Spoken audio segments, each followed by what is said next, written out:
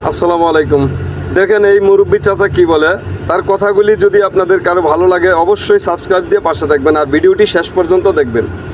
রাজাকার দুই প্রকার, এক প্রকার রাজাকার হিন্দুস্তানি দালাল, এক প্রকার রাজাকার পাকিস্তানি দালাল। পাকিস্তানি রাজাকারেরা 1971 সনে ওরা চায় নাই একটা মুসলিম রাষ্ট্র ভেঙ্গে দুইটা রাষ্ট্র হোক।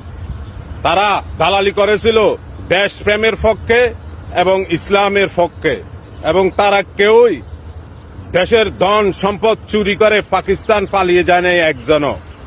আজ তারা একজনও পৃথিবীতে বেঁচে নেই।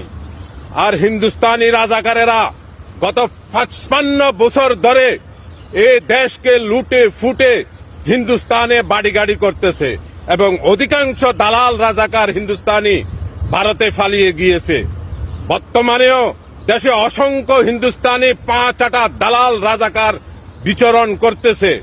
এদের এক নম্বর কাজ ইসলাম বিরোধিতা, যাতে এদেশে ইসলাম প্রতিষ্ঠা না লাভ করে এবং এই দেশকে লুটে ফুটে হিন্দুস্তান বেগে যাওয়া। যারাই দাড়িওয়ালা টুপিওয়ালা মুসলমানদেরকে রাজাকার বলে গালি দিবে, মনে করবেন তারাই হিন্দুস্তানের 5-8টা দালাল এবং হিন্দুস্তানি রাজাকার।